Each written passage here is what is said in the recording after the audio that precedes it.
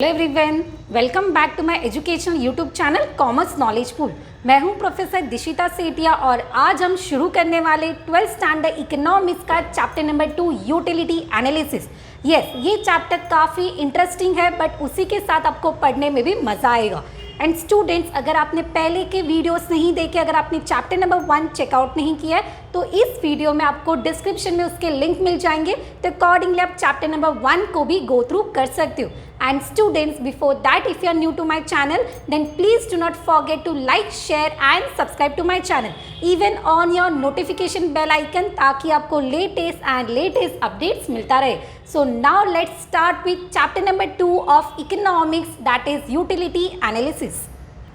So before understanding what is exactly utility, पहले एक example से शुरू कर दे। फॉर एग्ज़ाम्पल, आपको बहुत ज़्यादा भूख लगी है और मैंने आपके सामने एक टेस्टी फूड रख दिया, तो definitely that food had that capacity कि आपकी जो भी भूख है वो मिट जाएगी वो खाने से। मतलब that food has that capacity to satisfy your hunger.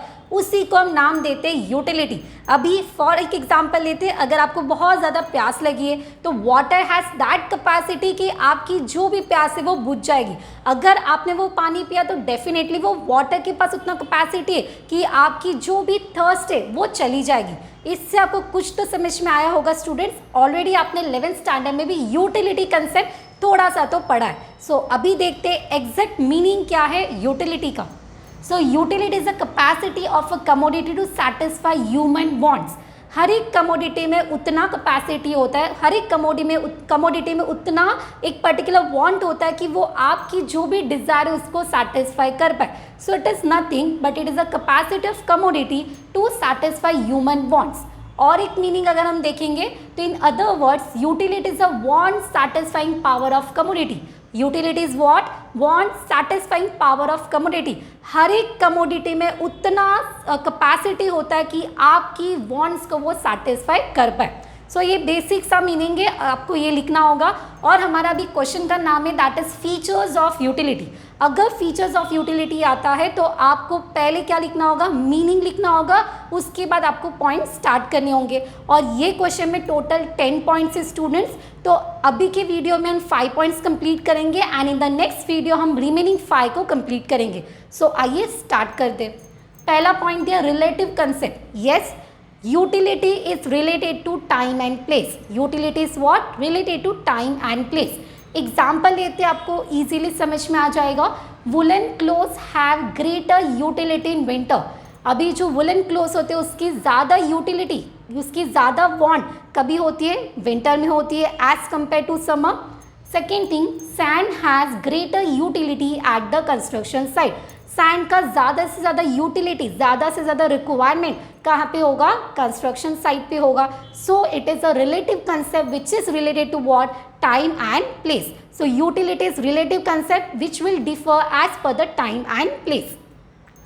Second point that is subjective concept, और सब्जेक्टिव कंसेप्ट भी हम बोल सकते हैं, सब्जेक्ट भी बोल सकते हैं। So basically subjective concept is also called as a psychological concept. तो पहला पॉइंट होगा student, subjective concept is also called as a psychological concept which differ from person to person.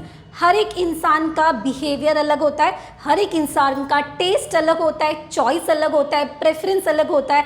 तो उसकी अकॉर्डिंगली भी हमारी यूटिलिटी क्या होगी? डिफर करेगी, चेंज करेगी।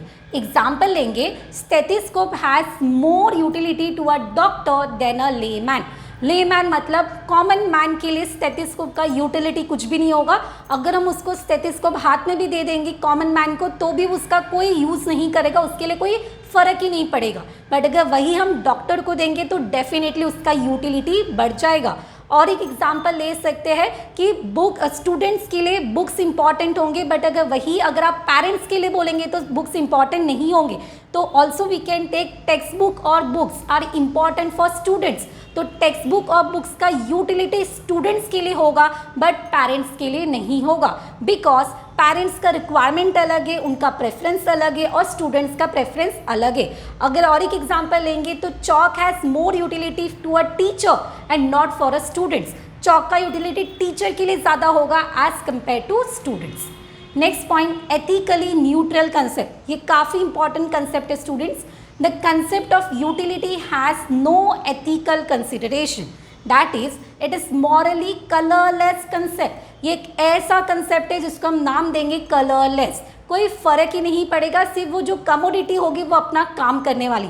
एग्जाम्पल समझेंगे, the commodity should satisfy any want of a person without consideration of what is good और व्हाट इज बैड। अगर कोई कमोडिटी है तो उसका सिर्फ एक ही काम होगा कि हमारे वांट्स को सेटिस्फाई करना, फिर वो सही भी हो या गलत भी हो।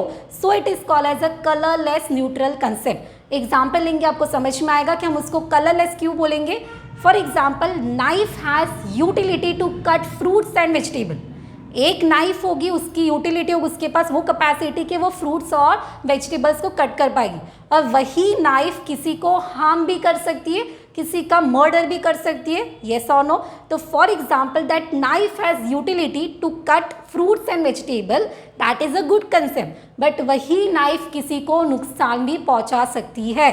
So it is called as a colourless concept. So एक ही प्रोडक्ट, एक ही कमोडिटी, बट उसके जो तरीके होंगे वो अलग अलग होंगे। तो मैंने लिखा है both wants are of different nature but satisfied by same commodity. Single commodity ने ही दोनों के वांट्स को सेटिस्फाई किया, that is called as a neutral concept और ethical neutral concept. Next one, utility differ from usefulness. अभी usefulness और utility दोनों सेम है क्या? तो आंसर इज नो। इसके पीछे आपको एक डिसएग्री और एग्री का क्वेश्चन आता है कि whether utility differ from usefulness, agree और डिसएग्री, तो वो भी आपको पता होना चाहिए। तो फर्स्ट ऑफ ऑल, यूटिलिटी का मतलब क्या होता है? यूटिलिटी इज दैट कि जो आपकी वांट्स को सेटिस्फाई करने वाली है। So utility is a capacity of commodity to satisfy human wants, but usefulness indicates value in use of commodity. तो utility is a want satisfying power but usefulness indicate value in use of commodity. Example लेंगे, अगर milk example लेंगे, milk has utility as well as usefulness. अगर milk का बात करेंगे तो milk हमारी वांट्स भी सेटिस्फाई करने वाली है, प्लस मिल्क के प्रोडक्ट्स भी हम बनाएंगे जिसके कारण अगेन इकोनॉमी भी डेवलप होगा। सो मिल्क हमारे लिए भी यूजफुल है और एज वेल एज हमारे वांट्स को भी वो सेटिस्फाई करने वाला है। So milk has both utility as well as usefulness. Milk बहुत जन के लिए यूजफुल भी है और हमारे रिक्वायरमेंट्स को भी वो सेटिस्फाई कर रहा है। But if I take the example of liquor, so liquor is only has utility for whom, that is a person जो ड्रंकार्ड होगा, जो डेली बेसिस पे लिकर ड्रिंक करता होगा, उसके लिए वो यूटिलिटी देगा, उसके लिए वो सेटिस्फैक्शन देगा। बट जो पर्सन ड्रिंक नहीं कर रहा है उसके लिए कोई भी यूटिलिटी देगा क्या? उसके लिए कोई भी सेटिस्फैक्शन लेवल देगा क्या? Answer is no. So utility has only, liquor has only utility for the person who is addict. जो लिकर का एडिक्ट होगा उसके लिए वो यूटिलिटी देगा, उसके लिए वो सेटिस्फैक्शन देगा।